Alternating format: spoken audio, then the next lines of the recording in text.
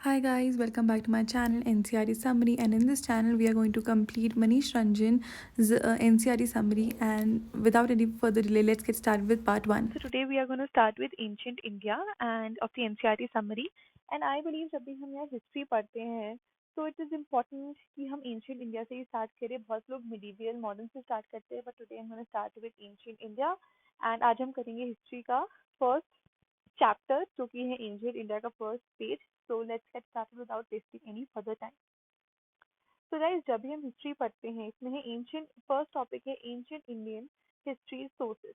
So it is very important whenever we study history to know about the sources कि हमारे sources क्या है, हमें अपनी एंशियंट इंडिया के बारे में कैसे पता चला, कौन से sources थे कि हमें पता चला.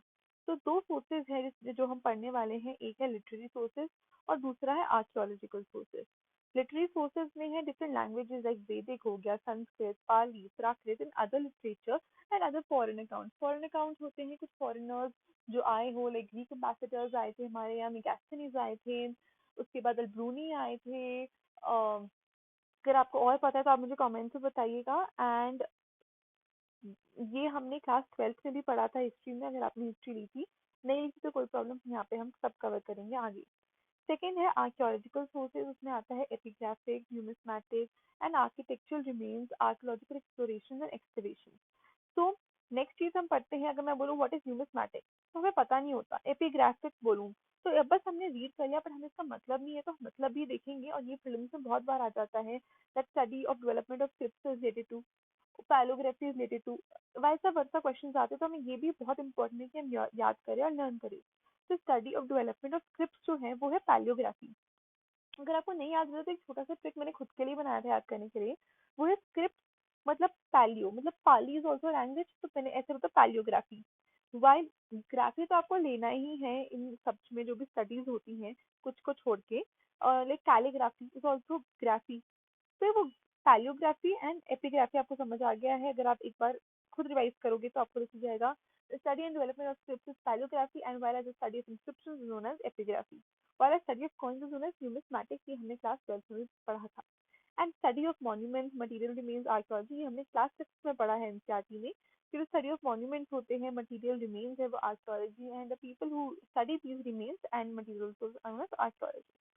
तो ये हो गया हमारा sources of history, ancient India history sources. ये एक बहुत ही टॉपिक जो है काफी डिटेल में हमें आगे पढ़ेंगे. अभी हमें इसके बारे में सिर्फ एक ब्रीफ इंट्रोडक्शन पढ़ा है.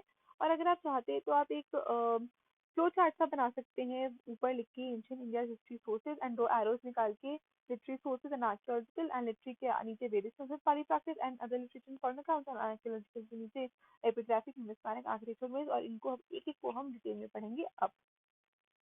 तो अभी हम पढ़ते हैं सोर्सेज ऑफ लिटरेचर. तो हमारे पास बहुत सारे सोर्स ऑफ लिटरेचर दिखाई, जैसे पुराणिक हो गया, वैदिक हो गया, लेटर वैदिक हो गया, एंड फिर जैना बुद्धा टेक्स्ट हो गया हमारा इसमें. उसके बाद हमारे जटाकास भी हैं, और क्या बोलते हैं, काफी कुछ है. तो सबसे पहले हम स्टार्ट करते हैं पुरानिक लिटरेचर से. Puranic literature, the Puranic literature is very vast. Puranic word ही हमें बता रहा है, पुरानिक मतलब पुराना.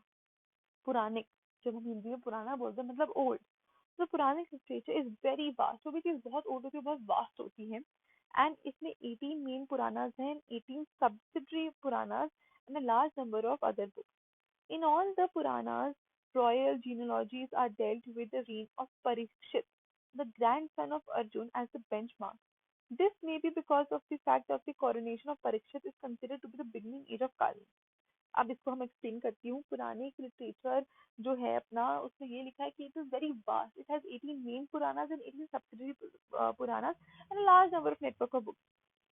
तो इसमें ये है कि जो अर्जुन का, अर्जुन हमें पता है महाभारत, अगर आप नहीं देखिए तो आप प्लीज जाके देख लीजिए थोड़ा सा डिटेल कि अर्जुन कौन है. वैसे तो आपको पता ही होना चाहिए अर्जुन कौन है. तो जो अर्जुन के ग्रैंडसन है उनका नाम है परीक्षित. तो जो ये पुरानास है ये उनके स्टार्ट से, जो coronation of Parikshit is said to be the beginning of Kali, वहां से ये पुराना लिटरेचर हमारा डील करता है, शुरू होता है. तो बेसिकली पुराने लिटरेचर इंक्लूड द रेन और जो भी आप बोलते हो rule of beginning of the rule of Parikshit, the grandson of Arjun, because it is considered that the coronation of Parikshit is the beginning age of the Kali age. बहुत सारे युग है यार, काली युग, और अगर युग है काफी सारे, मुझे भी नाम नहीं याद आ रहा, कल्कि युग, तो बहुत सारे युग हैं। उसके बाद हम पुराने लिटरेचर में दो और हमारे क्या बोलते हैं, मेन टेक्स्ट जो हमारे इंडिया के मेन टेक्स्ट है वो है रामायणा एंड महाभारता।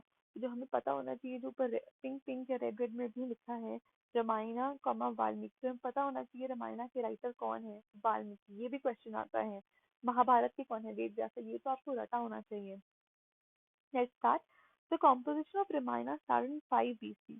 तो जो composition of Ramayana है वो start हुई थी 5 BC में, वो 5 stages में पास हुई थी। आप बिल्कुल 5 stages, एक फ्लो चार्ट बनाइए, उसमें 5 stages लिखिए और फिर ऐसे रामायण महाभारत रामायण को ऐसे पास करते हुए लिखिए एंड 12 AD एंड 5 BC शुरू में लिखिए। उसके बाद है 6,000 verses to 12,000 verses and find 24,000 verses। तो पहले तो इसमें 6, फिर हुए 12, फिर हुए 24, 6 की टेबल चल रही है, 6, 12, 24। थोड़ा अगर आप देखेंगे 18 मिस हो गया, 24 में जा रहा है, बट काइंड ऑफ टेबल चल रही है। As a whole, the text have to be seen have been composed later than Mahabharata। तो महाभारत पहले हुआ था, फिर महाभारत हुआ था। Mahabharata is by Ved Vyasa, reflects the state of affairs between 70 BC to 4 AD, originally 8,800 verses collection dealing with victory, then 24,000 were known as not Mahabharata, known as Bharata after the Bharat tribe, क्योंकि भारत अगर महाभारत में देखो महा हटा दो, भारत था पहले, पर जब उसमें और वर्सेस इंक्लूड हो गए, 1 लाख हो गए 24,000 से, तब उसको हमने बोला महाभारता। और सत्ता साहस्री संहिता, सत्ता साहस्री संहिता को हमें याद नहीं रहता, मैं ऑनलाइन भी करेक्ट, मैं बार बार भूल ही जा रही, तो कैसे हम याद करेंगे?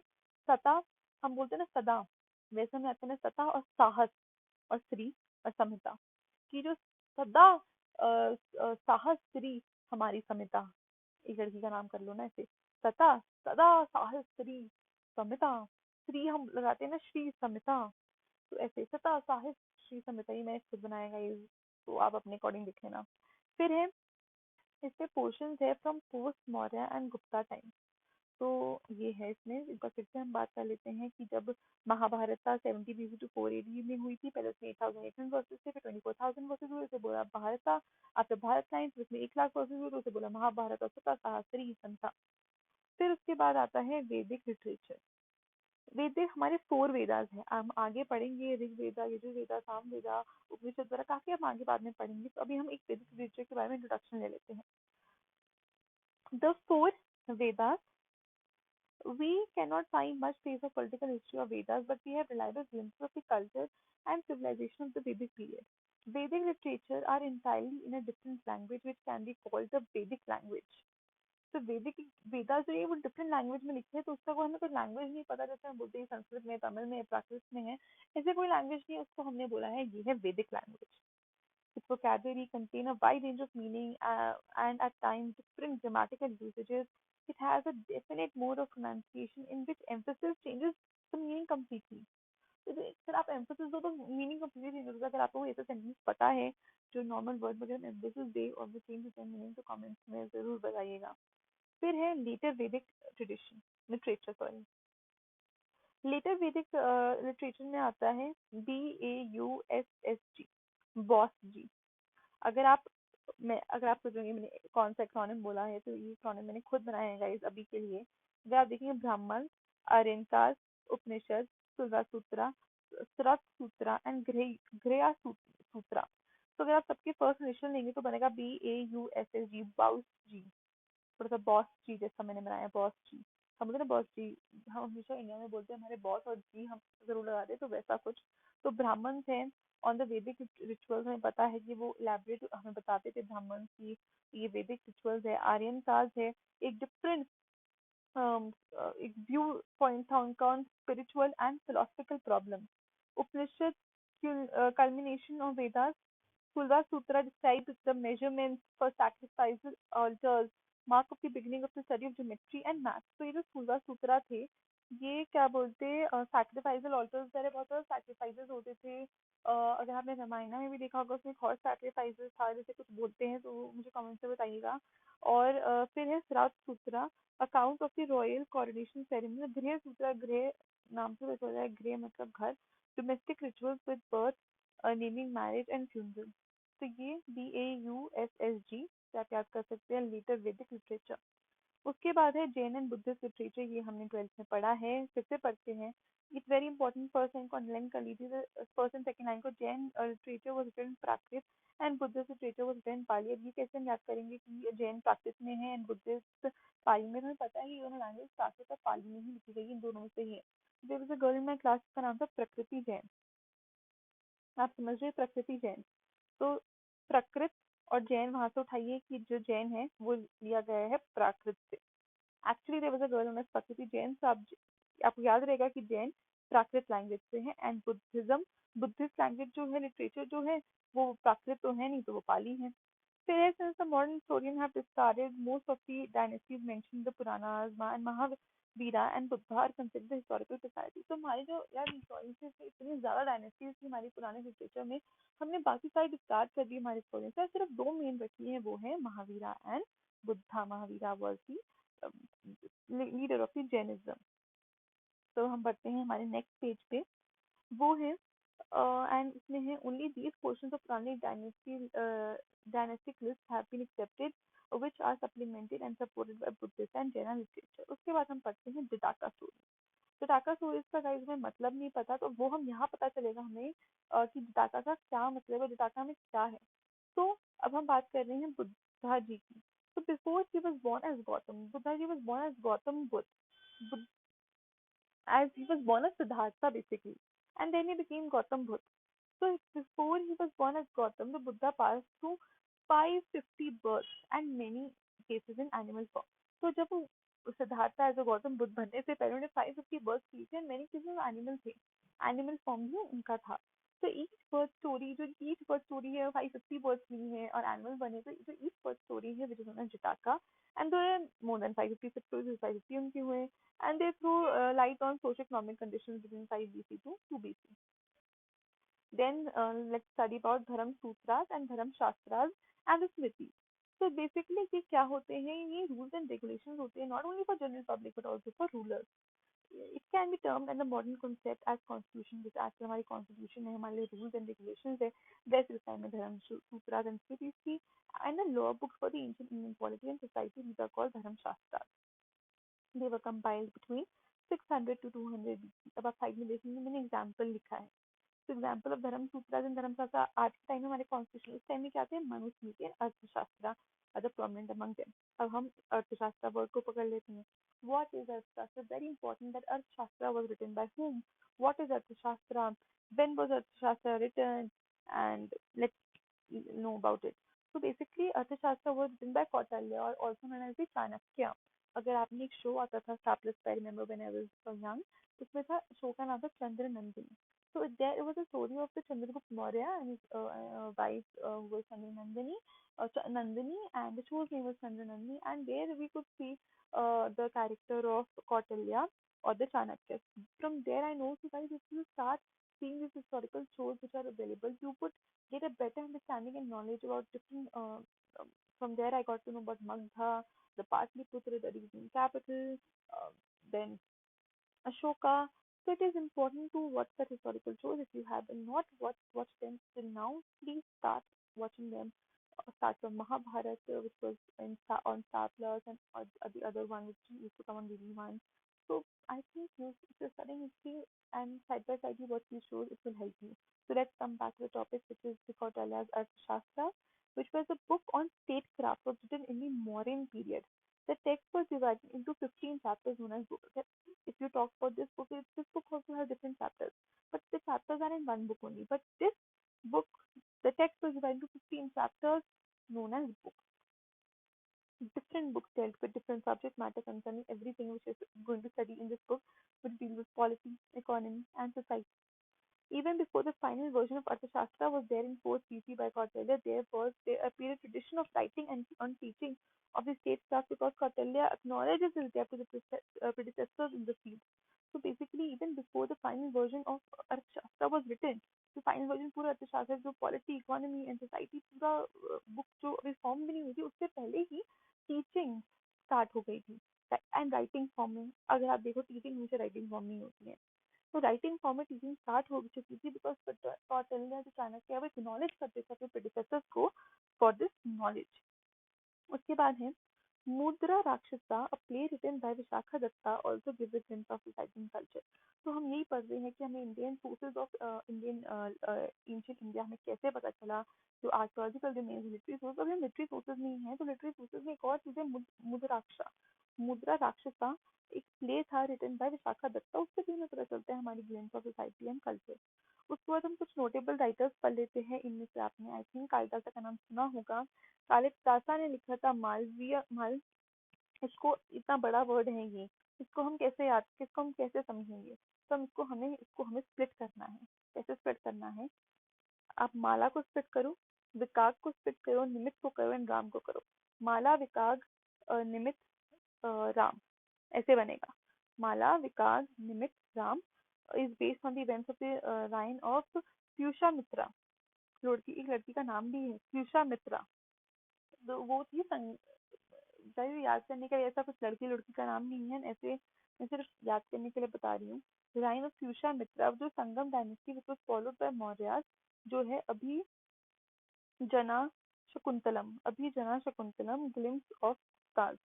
तो कालिदासा ने लिखा था Malavikagnimitram based on the events of Pushyamitra हुआ Sunga dynasty which was followed by मौर्यas एंड देन गुप्ता से क्या था जना अभिजना शकुंतलम। उसके बाद let's talk about the other writer which are Bhasa and Shudraka who wrote plays on the historical events. Then Bana Bhatta, which was Harsha Charita.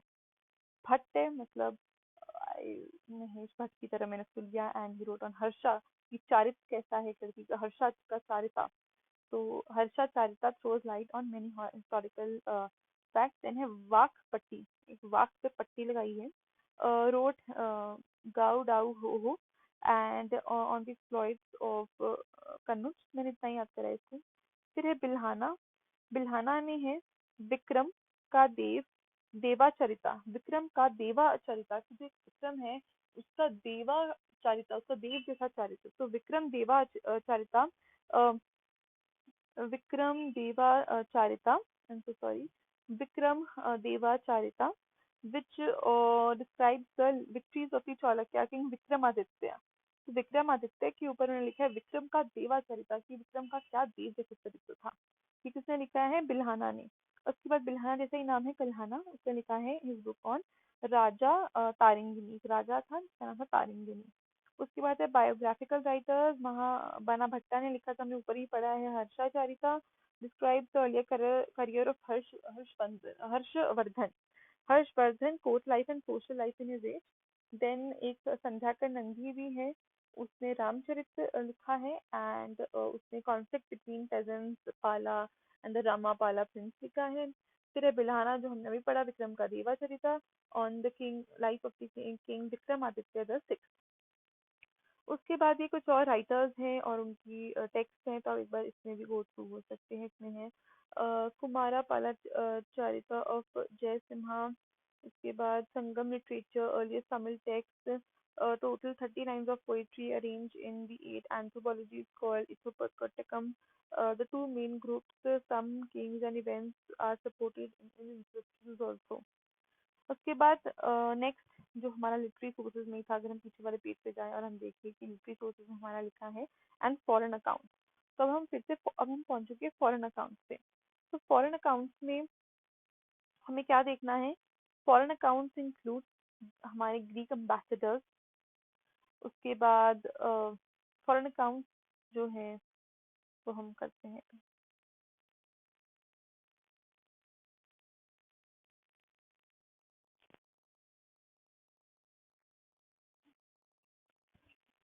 अब हम पढ़ेंगे foreign accounts.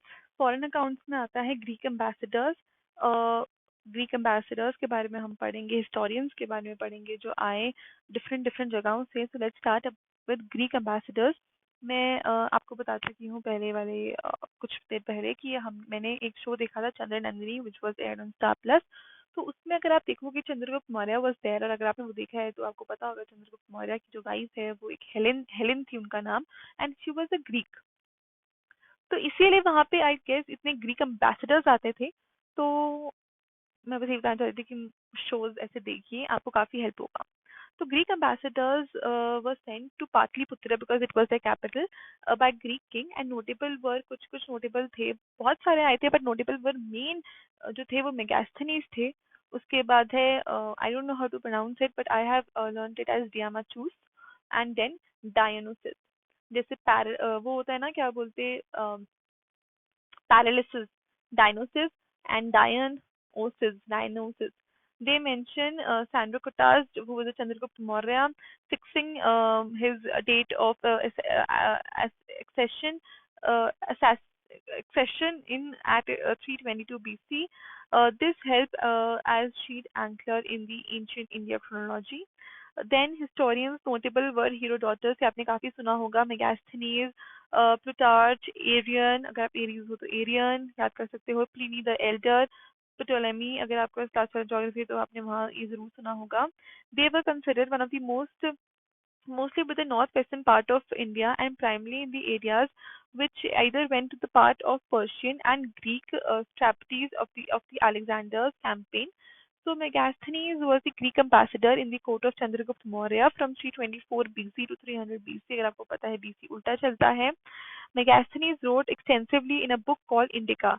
He wrote a book of of describing about different economic activities and modern administration, and in his book called Indica, but which is no longer available with us. We know about Megasthenes' writing through various extracts of the writings of Diodorus, Arrian, and Strabo. तो अगर हम इसको sum up करें, Greek ambassadors आए थे Pataliputra, Greek से Greek king ने भेजे थे, नोटेबल मैगास्थनीज, डायनोसिस एंड डियामाचूस. हिस्टोरियंस भी आए थे बहुत famous Herodotus, Megasthenes, Arrian, Pluto, Pliny the Elder, Ptolemy, and they were considered basically in the northwest India where there was Alexander's campaign, and Megasthenes came as an ambassador in the court of Chandragupta Maurya, and Megasthenes wrote extensively in a book called Indica, which is no longer available with us, and we get to know through the fragments of the other historians and ambassadors, Diodorus, Arrian, and this book basically contained about the information about the modern administration, economic activities, social activities, and culture, and etc. Now let's study about Greek writers, which is on the next page. So, the fragments of Indica provide valuable information on the modern administration, social classes, and economic activities. The existence of a list of 153 kings whose reign had covered over a period of 6053 years up till then. Then, let's study about the Greek writers, which is Darius, Stesian, and Herodotus, Arrian, anonymous and Ptolemy. तो इसमें से हमने तीन तो पहले ही सुन लिए Greek historians में, जो कि Herodotus, Arrian and Ptolemy. But now let's know about Darius and मैंने ये नेक्स्ट है स्टिसियन. इसमें मैंने करा है सिटी स्कैन जिसे हम बोलते हैं, वैसे सिटी स्कैन, Herodotus, Arrian, anonymous and Ptolemy. तो जो डेरियस है इसने बोला था कि there is a Indian figures in the foreign inscription, जो भी मुझे लगता है जो फॉरेन इंस्क्रिप्शन होती है उसमें इंडियन फिगर्स इसने बनाई हैं. देन सिटी सियान है, got info from through of India through the Persian sources. Herodotus, H से हम इसके एच इनिशियल है और ये इसने दिए है एच से histories given gives us much information about the Indo Persian relations. Arian, detailed account of invasion of India by Alexander on the information from those who accompanied the campaign. Anonymous, book Periphesis of the Earthen Sea, and anonymous author who was a Greek settled in Egyptian. The basis of the personal voyage, he did a personal voyage to the coast of India about in AD 80, and he gives valuable information about the Indian coast. Then is Ptolemy, wrote about Ptolemy. I told you is related to Pliny the Elder, and the Ptolemy is related to geography. So it gives a geographical treatise. Treatise basically, you can search on Google. It basically views and information about on India in the 2nd century AD. Now we have known about the Greek travelers, historians and writers. Now let's know about the Chinese travelers. Chinese travelers visited India from time to time. Why? Because there were many Buddhist pilgrims here. So they visited time to time as Buddhist pilgrims, and therefore their accounts were somewhat entitled to a title towards Buddhism. So they were basically inclined towards Buddhism, and they used to visit India time to time because of the Buddhist pilgrims. And the three important pilgrims were So let's first know about the Chinese notable writers. If you know, you have studied in class 12th also, which is Fa Hien, Hitin, Huyen Tsang, and He Tsing. Basically, Fa Hien visited India in the 5th area and described the social religious. It's very simple, sa social religious and economic conditions of India in the times of Gupta. Then if we see, then Huyen Tsang visits in 7th century in the age of Harshvardhana. And if you know, okay, Harshvardhana and some other contemporary kings of North India, and Tisang in 7th century. So if you know the Harshvardhana, the book which was by, if you can tell me in the comments, we just did it right now, which was by Bhatt, which was, I'll just tell you guys, even I am forgetting, which was by Bana Bhatta, which was Harsha Charita. So by Bana Bhatta, Harsha Charita was written, which describes the early life of Harshvardhan. So if we see the Huyen Tsang came in the age of Harshvardhan, where Bana Bhatta wrote, just the connection between the two things, Bana Bhatta wrote Harsha Charita. So let's know about the Arab historian. There were many Arab historians also coming up, which were Al-Bruni. So we studied about Greek, Chinese travelers. Now let's go over to Arab. Al-Bruni, which was Al-Bruni, was also, his better name was Abu Rehan, and he was born in Central Asia. No, I don't think there is any importance of learning the dates, but the years basically. But he was born in Central Asia and died in Ghazni, present day Afghanistan.